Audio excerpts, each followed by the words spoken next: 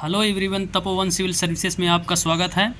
तो आइए हम अपनी टेस्ट सीरीज को सतत आगे बढ़ाते हुए आज सीडीपी पर चर्चा करेंगे। सीडीपी के 30 क्वेश्चन आज अपलोड किए जाएंगे, जहां से क्वेश्चन हर हाल में आते ही हैं।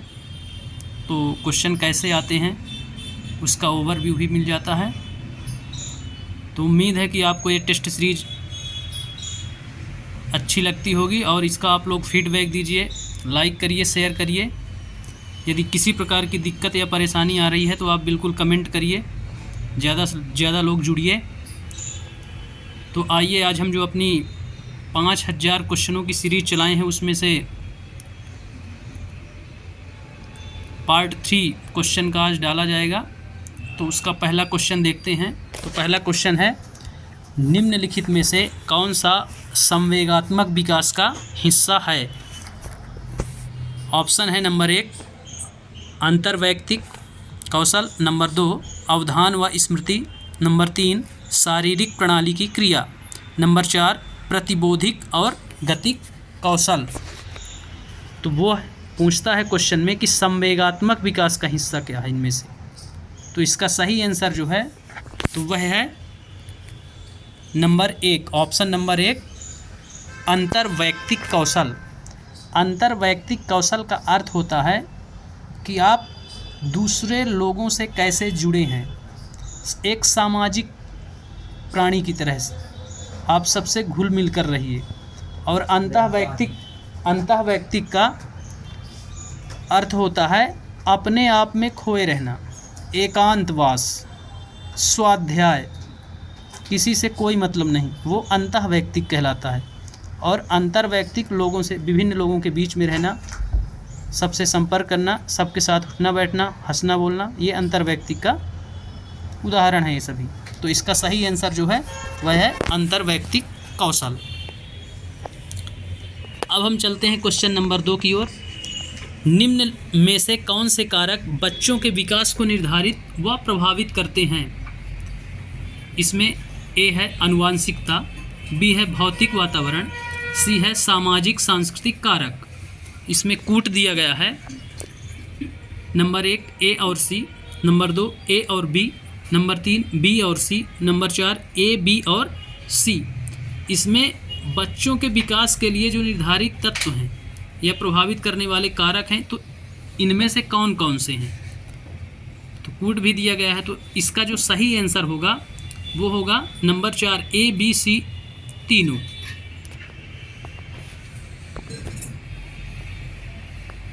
ए बी सी और तीनों। आनुवांशिक भी है, भौतिक वातावरण भी है और सामाजिक सांस्कृतिक कारक भी है। आनुवांशिकता जो पीढ़ी दर पीढ़ी प्राप्त होती है, तो कुछ गुण माता के और कुछ गुण पिता के, इसलिए बच्चों में कुछ गुण मातृ पक्ष के और कुछ गुण पितृपक्ष के मौजूद होते हैं। उसी को बोलते हैं आनुवांशिकता, पीढ़ी दर पीढ़ी ट्रांसफ़र होने वाले गुण।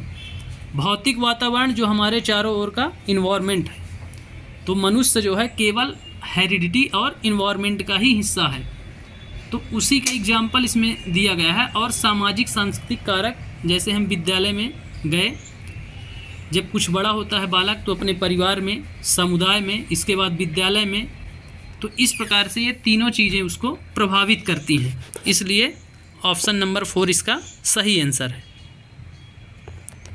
अब हम चलते हैं अगले क्वेश्चन की ओर। क्वेश्चन नंबर 3 है। इसमें कथन और तर्क दिया गया है। तो कथन बोलता है ए, स्कूल में सीखने के लिए बच्चों के गति कौशल का समन्वय महत्वपूर्ण नहीं है। तर्क आर है, सीखना और विकास एक दूसरे से स्वतंत्र हैं। कूट दिया गया है नंबर 1 ए और आर दोनों सही हैं तथा आर सही व्याख्या करता है ए की। नंबर 2 ए और आर दोनों सही हैं परंतु आर सही व्याख्या नहीं करता है ए की। नंबर 3 है ए सही है लेकिन आर गलत है। नंबर 4 है ए गलत है लेकिन आर सही है। तो इसका जो सही आंसर है ए और आर दोनों गलत हैं इसके। तो ये क्वेश्चन जो आया था इसमें प्लस पॉइंट दिया गया था कि कौशल गति को महत्वपूर्ण निगेटिव शब्द आ गया है, ये बिल्कुल नहीं होगा। और स्वतंत्र कूट नहीं है सीखना और विकास, आश्रित हैं, दोनों एक दूसरे में समन्वित हैं, क्योंकि जब बच्चा सीखता है तभी उसका विकास होता है, और जब विकास होता है तो बगैर सीखे उसका विकास हो ही नहीं सकता है। तो इसमें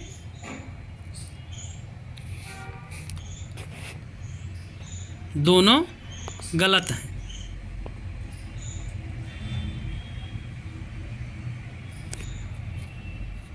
इसमें ऑप्शन जो है ए सही है लेकिन आर गलत है, और ए गलत है लेकिन आर सही है, तो ये नहीं होगा, दोनों गलत हैं होगा। इसको आप नोट लगा लीजिए। दोनों गलत हैं, ऑप्शन में मिस्टेक हुई है इसमें।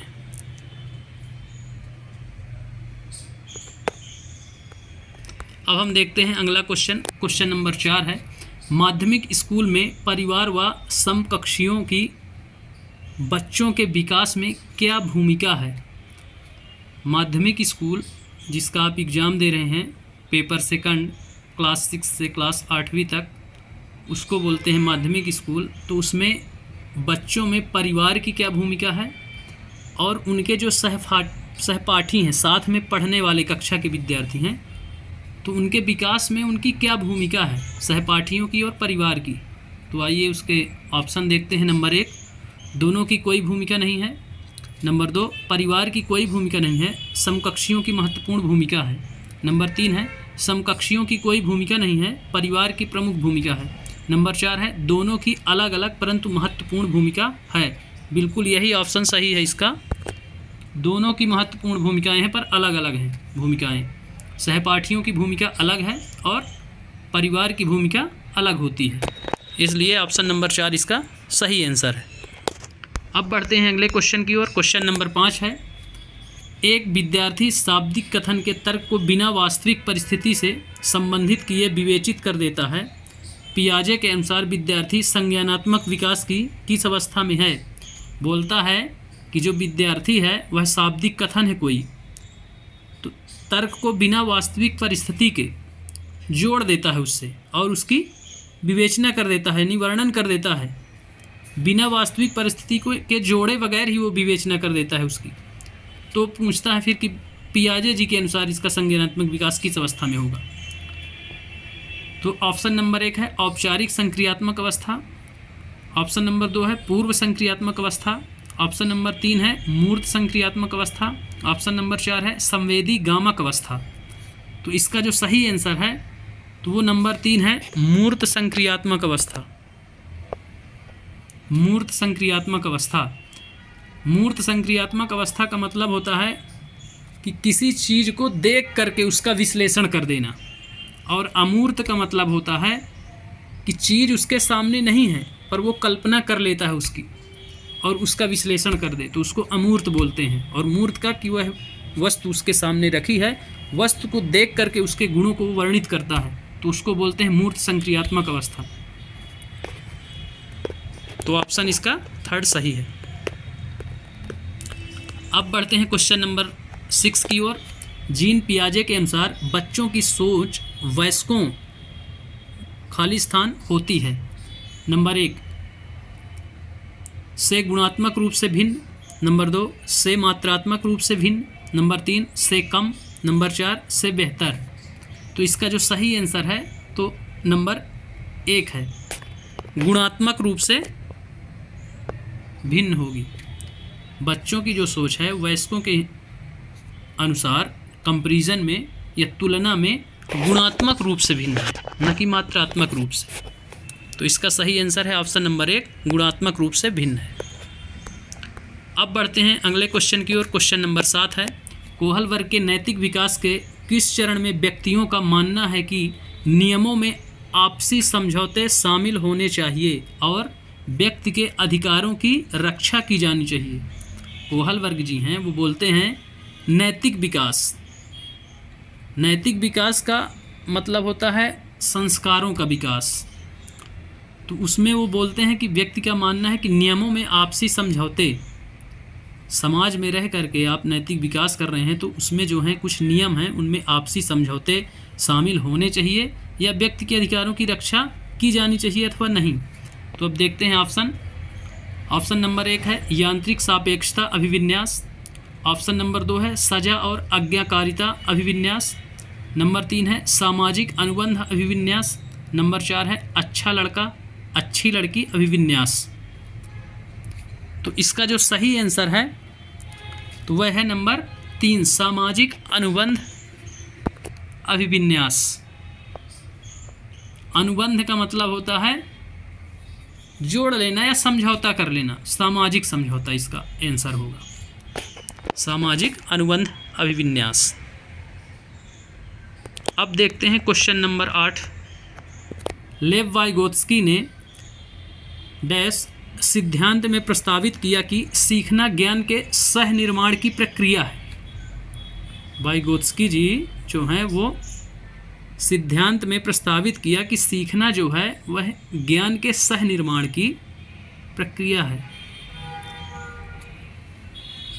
ज्ञान के साथ साथ निर्माण की प्रक्रिया है, सह के साथ। ठीक, तो इसका ऑप्शन देखते हैं। नंबर 1 व्यवहारवादी, नंबर 2 सामाजिक सांस्कृतिक, नंबर 3 सूचना के प्रसंस्करण, नंबर 4 मनोगतिकी। तो इसका जो सही आंसर है वह है नंबर 2 सामाजिक सांस्कृतिक। सही आंसर है जो लेव वाइगोत्स्की जो हैं वो सामाजिक सांस्कृतिक सिद्धांत में प्रस्तावित किया है उन्होंने कि सीखना ज्ञान के सह निर्माण की प्रक्रिया है, क्योंकि आप जो हैं समाज और संस्कृति में रहकर ही सीख रहे हैं, इसलिए उन्होंने दोनों को जोड़ दिया है साथ में, उसी की शब्दावली यूज किए हैं, सह निर्माण की प्रक्रिया। तो इस प्रकार से ऑप्शन नंबर 2 इसका सही आंसर है। अब हम बढ़ते हैं क्वेश्चन नंबर 9 की ओर। तो क्वेश्चन 9 बोलता है निम्न में से क्या लेव वाइगोत्स्की के सिद्धांतों का उपयुक्त कक्षागत निहितार्थ है। जो लेव वाइगोत्स्की ने सिद्धांत दिए हैं उनका कक्षागत निहितार्थ क्या है, मतलब कक्षागत उपयोग क्या है या कक्षाओं का हित कैसा है उनमें, उसके बारे में चर्चा लेव वाइगोत्स्की ने जो की है। तो अब देखना है इसके ऑप्शन नंबर 1 बच्चों से अपेक्षा रखनी चाहिए कि वे पूर्ण रूप से खुद से चीज़ों को खोज पाएंगे। नंबर 2 है बच्चों में वांछनीय व्यवहार को बढ़ावा देने के लिए उन्हें इनाम देने चाहिए। नंबर 3 है बच्चों में अवांछनीय व्यवहार को कम करने के लिए सजा देनी चाहिए। नंबर 4 है बच्चों को सीखने में मार्गदर्शन व सहायता करनी चाहिए। तो इसका जो सही आंसर है वह है नंबर 4 बच्चों को सीखने में मार्गदर्शन व सहायता करनी चाहिए। क्योंकि जो ऑप्शन पहला है तो बच्चों से अपेक्षा रखनी चाहिए कि वो पूर्ण रूप से खुद से चीज़ों को खोज पाएंगे, नहीं खोज पाएंगे, वो जब तक उनको मार्गदर्शन नहीं मिलेगा नहीं खोज पाएंगे, इसलिए ये गलत है। दूसरा है बच्चों में वांछनीय व्यवहार को बढ़ावा देने के लिए उन्हें इनाम देने चाहिए, उसकी आदत इनाम देने पर ही बुद्धि फिर उसकी चलेगी, इसलिए यह भी गलत होगा। तीसरा है बच्चों में अवांछनीय व्यवहार को कम करने के लिए सज़ा देनी चाहिए, बिल्कुल नहीं, वो सज़ा का आदी बन जाएगा और बगैर सज़ा दिए कोई कार्य ही नहीं करेगा, इसलिए उनको सीखने में मार्गदर्शन और सहायता करनी चाहिए जिससे उसका उत्साह बढ़े और वो दुगनी मेहनत से फिर मेहनत करे और उस कार्य में सफलता प्राप्त करे। तो ऑप्शन नंबर 4 इसका सही है, इसीलिए आप लोग भी दुगनी मेहनत से करिए, बहुत अच्छे लोग हो आप लोग, तो आप दुगनी मेहनत से सफलता प्राप्त करेंगे जल्दी। अब हम देखते हैं क्वेश्चन नंबर 10। रोमा जसप्रीत को एक प्रकाश वर्ण पहेली सुलझाने में संकेत व इशारे देकर मदद करती है। जब तक जसप्रीत उसे करने में बेहतर ना हो जाए, रोमा का धीरे धीरे कर अपनी मदद कम करना निम्न में से किसका उदाहरण है। ये बहुत अच्छा क्वेश्चन है, जोड़ करके पूछा गया है कहानी के माध्यम से रोमा और जसप्रीत की। तो इसका ऑप्शन सुनिए अब। नंबर 1 पाड़, नंबर 2 अनुकरण अधिगम, नंबर 3 बहुबुद्धि, नंबर 4 संज्ञानात्मक द्वंद्व। तो इसका जो सही आंसर है वह है नंबर 1 पाड़। इसका आंसर है पाड़। इस पाड़ का मतलब होता है कि कोई बच्चा मान लीजिए साइकिल सीख रहा है, तो आप उसको जब शुरुआत है तो उसको आप साइकिल पकड़ के कुछ दूर चलवाएंगे, धीरे धीरे धीरे धीरे फिर वो सीख जाएगा, फिर आप अपना सपोर्ट उससे हटा देंगे, अलग कर लेंगे। तो वही इसको जोड़ दिया है रोमा और जसप्रीत की कहानी में, कि रोमा जो है जसप्रीत को एक क्रॉसवर्ड पहेली सुलझाने में संकेत व इशारे देकर मदद करती है। बाद में धीरे धीरे वो अपनी मदद कम कर देती है, वो खुद सीख जाती है। तो उसको अपन पाड़ बोलते हैं, इसके फोल्डिंग बोलते हैं। तो इसका सही आंसर है एक, पाड़। अब आते हैं क्वेश्चन नंबर 11। कथन और तर्क दिया गया है। कथन ए बोलता है एक प्रगतिशील कक्षा में शिक्षिका को होना चाहिए और बच्चों को नियंत्रण में रखना चाहिए। तर्क है बच्चे तभी सीखते हैं जब शिक्षक उन पर पूर्ण रूप से नियंत्रण रखते हैं। अब इसके कूट दिए गए हैं, 4 कूट दिए गए हैं, देखते हैं। नंबर 1, ए और आर दोनों सही हैं और आर सही व्याख्या करता है ए की। नंबर 2 है ए और आर दोनों सही हैं लेकिन आर सही व्याख्या नहीं करता है ए की। नंबर 3, ए सही है लेकिन आर गलत है। नंबर 4 है ए और आर दोनों गलत हैं। तो इसका जो सही आंसर होगा वह होगा नंबर 4, ए और आर दोनों गलत हैं। ए और आर दोनों गलत हैं, इसका सही आंसर होगा। शिक्षिका को होना चाहिए कि बच्चों को नियंत्रण में रखना चाहिए, बिल्कुल नहीं। बच्चे उत्साहित ही रहें, ज़्यादा आप नियंत्रण में रखेंगे तो बच्चों के सीखने में विपरीत प्रभाव पड़ेगा। और दूसरा है जो तर्क है, इसमें बच्चे तभी सीखते हैं वह शिक्षक उन पर पूर्ण रूप से नियंत्रण रखता है, यह भी गलत है। बच्चों को स्वतंत्रता बहुत ज़रूरी है, इसलिए दोनों गलत हैं, ए भी और आर भी, कथन और तर्क दोनों। तो अब आइए बढ़ते हैं अगले क्वेश्चन की ओर। Question number 12। डैश वाले व्यक्ति अपने पूर्व ज्ञान के आधार पर संबंध बनाने में सक्षम होते हैं और विचारों के बीच वर्गीकरण, पैटर्निंग और संबंधों को गहराई से देख पाते हैं। तो इसमें वो बोलता है, खाली स्थान देता है और बोलता है कि ऐसे व्यक्ति जो अपने पूर्व ज्ञान के आधार पर, पूर्व का मतलब पिछला जो अभी तक का जो ज्ञान है, तो उसके आधार पर वो संबंध बनाने में सक्षम होते हैं और विचारों के बीच वर्गीकरण करने में भी सक्षम होते हैं। मतलब कोई वस्तु है तो उसका विश्लेषण कर दें, उसका वर्गीकरण कर दें, उसमें सक्षम है। पैटर्निंग और संबंधों को गहराई से देख पाते हैं। तो उसके तर्क जो दिए गए हैं तो देखते हैं। नंबर 1, तर्क गणितीय बुद्धि। नंबर 2, शारीरिक गति संवेदनात्मक बुद्धि। नंबर 3, अंतर्वैयक्तिक बुद्धि। नंबर 4, भाषाई बुद्धि। तो इसका जो सही आंसर है वह है नंबर 4, नंबर 4 भाषाई बुद्धि। भाषाई बुद्धि होगा इसका आंसर। तो भाषाई बुद्धि वाले व्यक्ति अपने पूर्व ज्ञान के आधार पर संबंध बनाने में सक्षम होते हैं और विचारों के बीच वर्गीकरण, पैटर्निंग और संबंधों को गहराई से देख पाते हैं।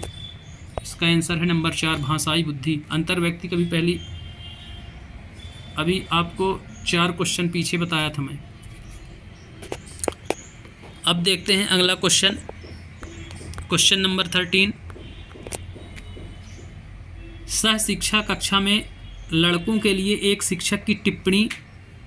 सह शिक्षा मतलब शिक्षा में साथ, कक्षा में लड़कों के लिए एक शिक्षक की टिप्पणी। टिप्पणी क्या है? बहादुर बनो और लड़कियों की तरह कमज़ोर व्यवहार मत करो, किसको बढ़ावा देगा?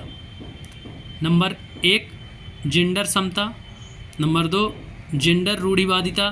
नंबर 3, जेंडर भूमिका में लचीलापन। नंबर 4, जेंडर समानता। तो इसका जो सही आंसर है वह है नंबर 2, जेंडर रूढ़िवादिता को बढ़ावा देता है यह कथन। अर्थात यह निगेटिव कथन है, नकारात्मक कथन है, क्योंकि जब वह कोई शिक्षक है और टिप्पणी करता है कि बहादुर बनो और लड़कियों की तरह कमज़ोर व्यवहार मत करो, तो इसमें जो है जेंडर रूढ़िवादिता है। लोगों ने पहले से रूढ़िवादी बना रखी है प्राचीन काल से ही कि लड़कियां कमज़ोर होती हैं, इसलिए वह टिप्पणी करता है कि बहादुर बनो, तुम लड़कियों की तरह कमज़ोर व्यवहार मत करो। इसमें जेंडर रूढ़िवादिता है, जेंडर समता नहीं हो सकती। यदि यह होता कि तुम बहादुर बनो, लड़कियां भी बहादुर होती हैं, जब दोनों में समानता तभी हो सकती है, तो उसको बोलते हैं जेंडर समता। यहाँ जेंडर रूढ़िवादिता का प्रयोग किया गया है। तो इसका सही आंसर है नंबर 2, जेंडर रूढ़िवादिता। अब चलते हैं क्वेश्चन नंबर 14। निम्न में से कौन सतत एवं समग्र मूल्यांकन के प्रमुख अभिलक्षण हैं? तो इसमें 4 ऑप्शन है, फिर कूट दिए गए हैं। तो पहले 4 ऑप्शन देखते हैं। ए, इसका प्राथमिक उद्देश्य विद्यार्थियों का पृथक्करण व नामीकरण है।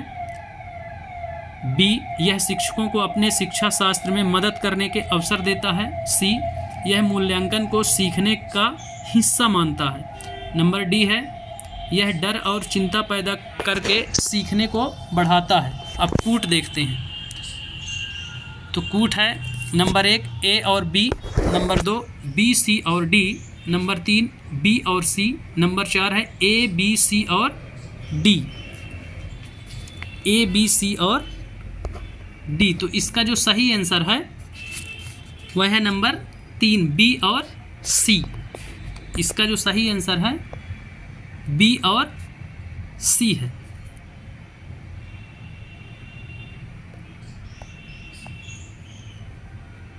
इसका सही आंसर बी और सी है। बी में है, यह शिक्षकों को अपने शिक्षा शास्त्र में मदद करने के अवसर देता है। सी है, यह मूल्यांकन को सीखने का हिस्सा मानता है। ये नकारात्मक वाक्य है डी जो भी है। यह डर और चिंता पैदा करके सीखने को बढ़ावा देता है। बिल्कुल नकारात्मक है, नकारात्मक नहीं हो सकता है सब। इसलिए इसका ऑप्शन बी और सी सही है। अब हम चलते हैं अगले क्वेश्चन की ओर। क्वेश्चन नंबर 15, निम्नलिखित में से कौन सा प्रश्न समालोचनात्मक चिंतन को बढ़ावा देता है बजाय कि सूचनाओं के मात्र प्रत्यास्मरण को? नंबर 1, आखिरी जनगणना किस वर्ष में हुई थी? नंबर 2, महात्मा गांधी का जन्म कहाँ हुआ था? नंबर 3, भारत के प्रथम राष्ट्रपति कौन थे? नंबर 4, समाज में लोकतांत्रिक आदर्शों को बढ़ावा कैसे दिया जा सकता है? तो इसका जो सही आंसर है वह है नंबर 4। नंबर 4, समाज में लोकतांत्रिक आदर्शों को बढ़ावा कैसे दिया जा सकता है? तो ये हो गया समालोचनात्मक चिंतन को बढ़ावा देता है यह कथन।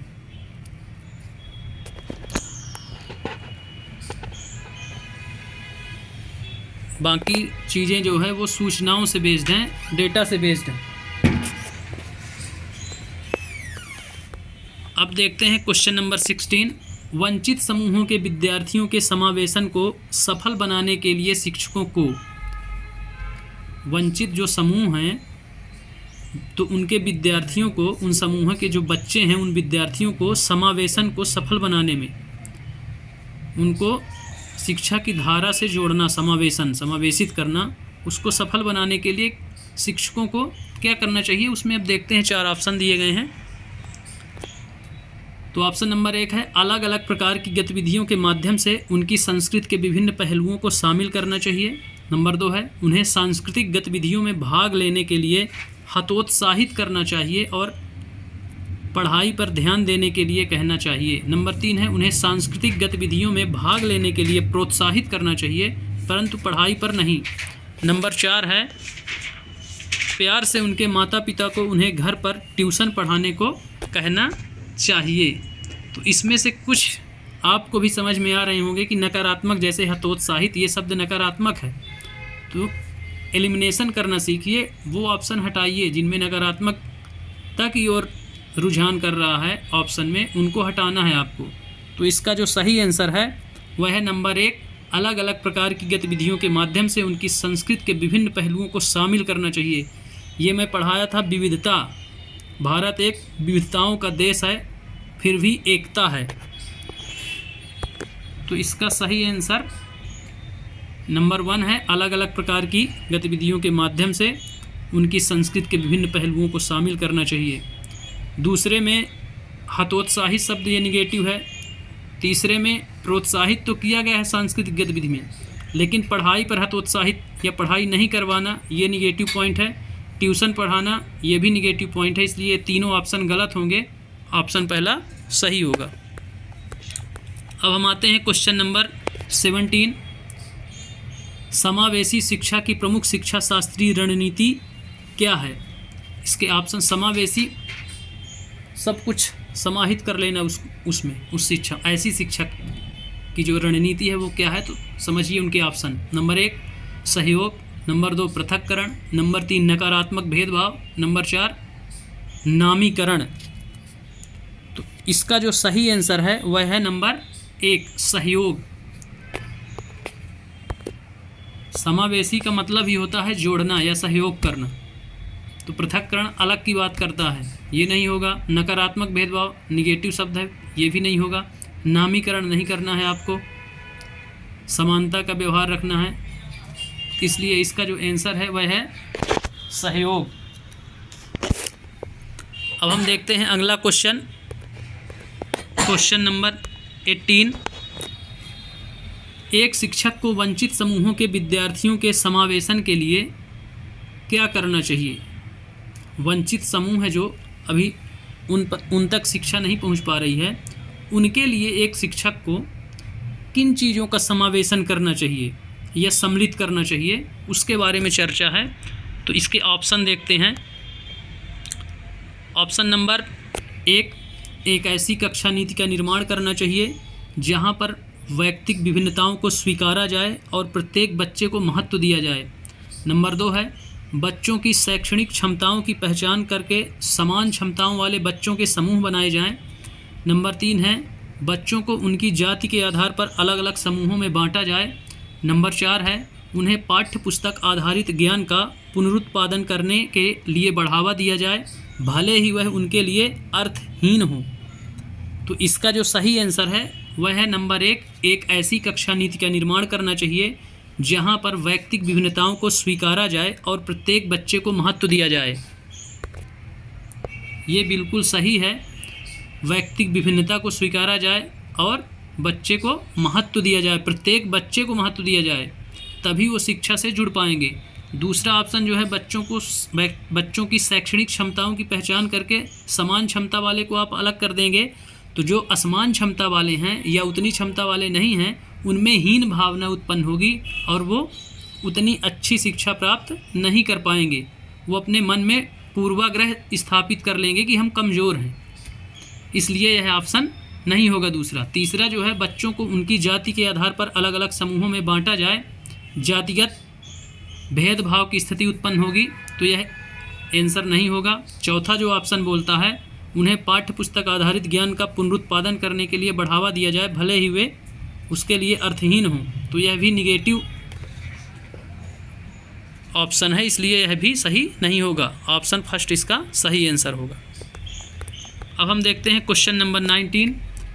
एक बच्ची के बुद्धि परीक्षण के स्कोर यह दर्शाते हैं कि वह औसत से ऊपर है, वह कक्षा में नियमित तथा क्रियाशील है, उसके गणित के ग्रेड तथा लिखने का कौशल अच्छा है, परंतु जब उसे सुस्वर पाठन करने के लिए कहा जाता है तो उसका निष्पादन बुरा होता है। बच्ची में किसके लक्षण होने की संभावना है? अब इसमें लक्षण से क्वेश्चन हमेशा पूछा जाता है, तो इसका जो सही आंसर है तो वह है नंबर 3, डिसलेक्सिया। डिसलेक्सिया इसका सही आंसर होगा। नियमित और क्रियाशील भी है, गणित के ग्रेड लिखने का कौशल अच्छा है, परंतु जब इसे सुस्वर पाठन करने के लिए कहा जाता है तो उसका निष्पादन बुरा होता है।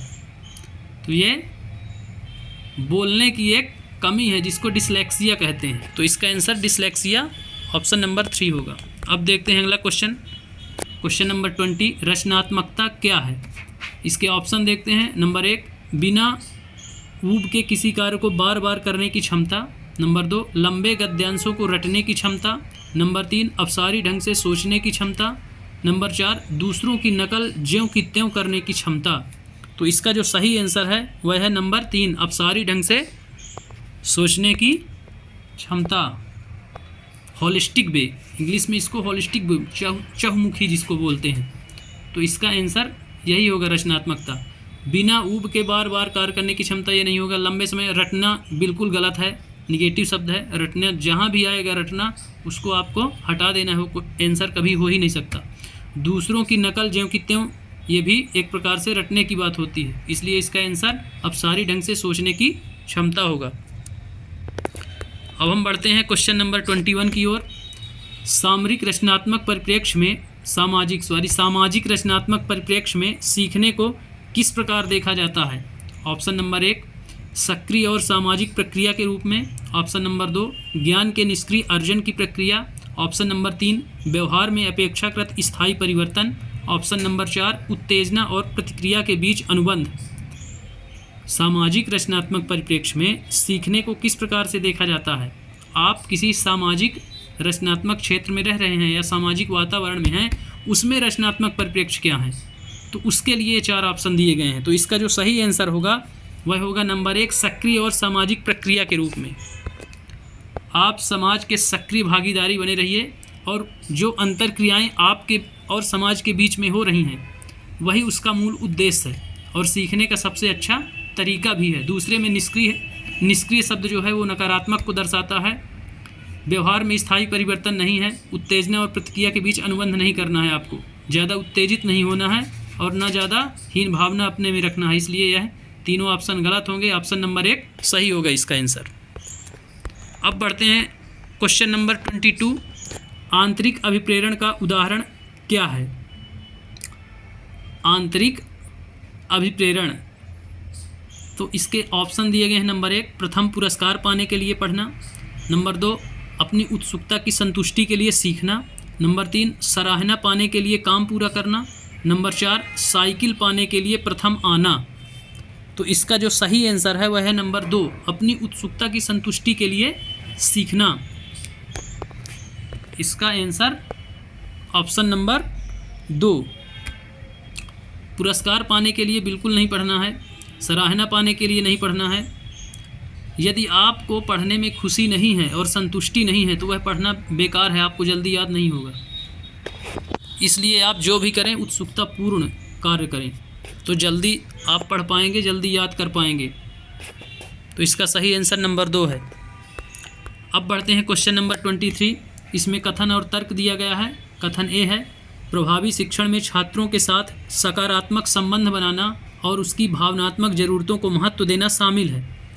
बोलता है कि जो प्रभावी शिक्षण है उसमें छात्रों के साथ सकारात्मक संबंध बनाना है और उसकी भावनात्मक ज़रूरतों को भी महत्व देना है, दोनों को। एक सकारात्मक संबंध, भावनात्मक। तर्क है उसका भावनाएं और सीखना परस्पर संबंधित हैं। अब कूट देखिए। नंबर 1 ए और आर दोनों सही हैं और आर सही व्याख्या करता है ए की। नंबर 2 ए और आर दोनों सही हैं लेकिन आर सही व्याख्या नहीं करता है ए की। नंबर 3 ए सही है लेकिन आर गलत है।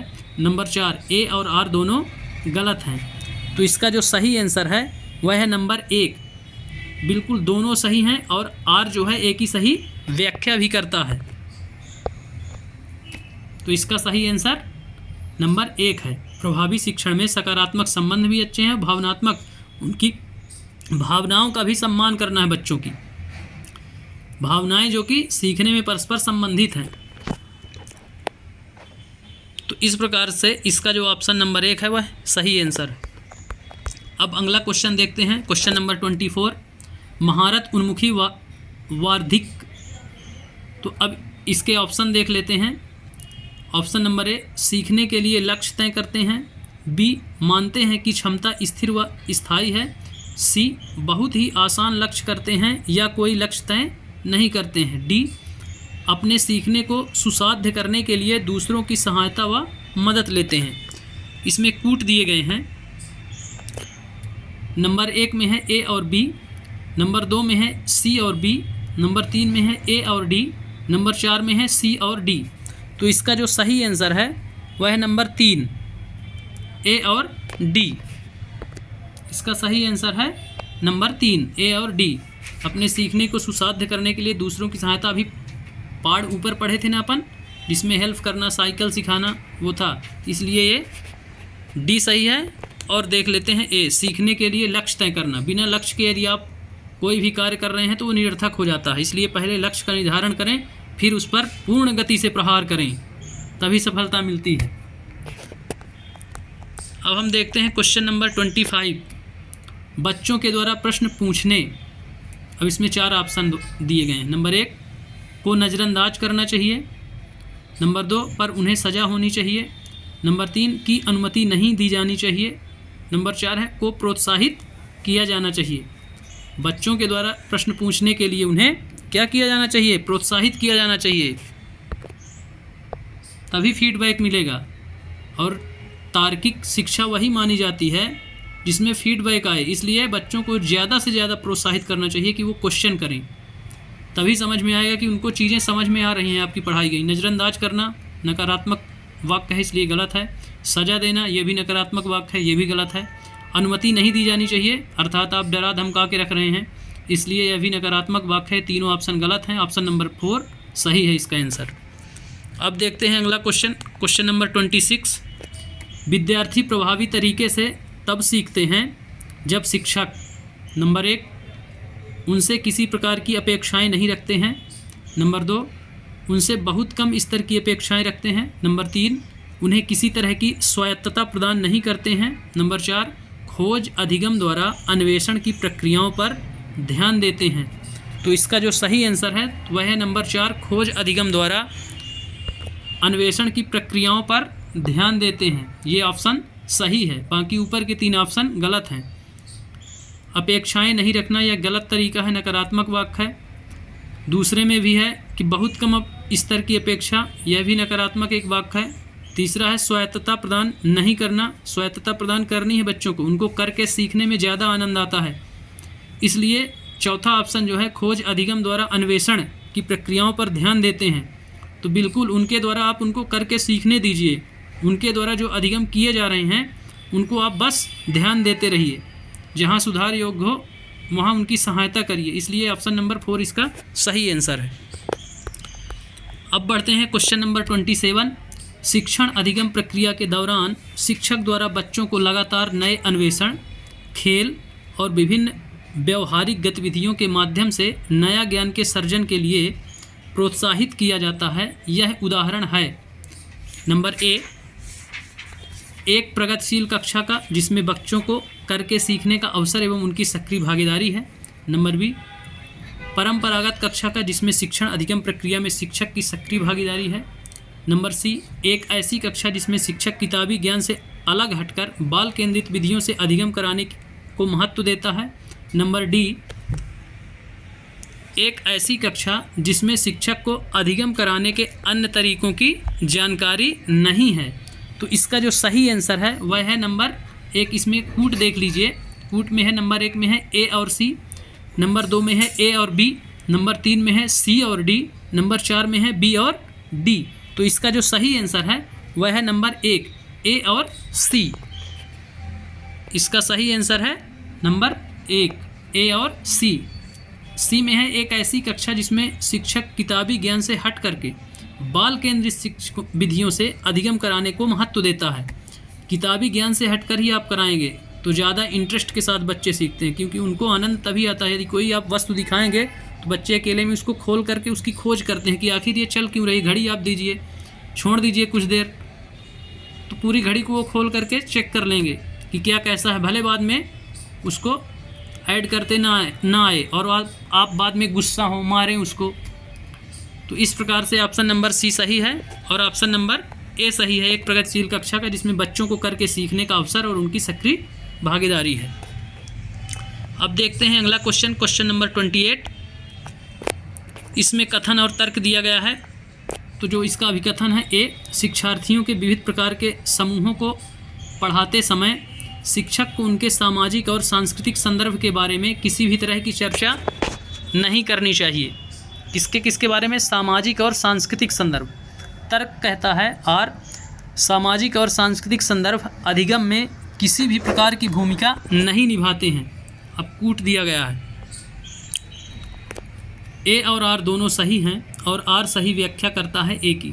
नंबर 2 है ए और आर दोनों सही हैं लेकिन आर सही व्याख्या नहीं करता है ए की। तीसरा है ए सही है लेकिन आर गलत है। चौथा है ए और आर दोनों गलत हैं। तो इसका जो सही आंसर है वह है नंबर 4, ए और आर दोनों गलत हैं। ए और आर दोनों गलत हैं। इसमें नकारात्मक शब्द उनने जोड़ दिया है, नहीं शब्द, इसलिए वो दोनों गलत हो जाते हैं, नहीं तो दोनों सही होते। यदि सामाजिक एवं अधिगम दोनों को सामाजिक सांस्कृतिक संदर्भ में अधिगम में जो नकारात्मक शब्द जोड़ दिया है चर्चा नहीं करनी चाहिए, तो चर्चा करनी चाहिए यदि होता तो सत्य होता, लेकिन जोड़ा है चर्चा नहीं करनी चाहिए, नकारात्मक शब्द जोड़ दिया है बीच में, इसलिए दोनों कथन और कारण दोनों गलत हैं। तो इसका आंसर है नंबर 4, ए और आर दोनों गलत हैं। अब अगला क्वेश्चन देखते हैं, क्वेश्चन नंबर 29। छात्रों के बीच गहरी संप्रत्यात्मक समझ को विकसित करने के लिए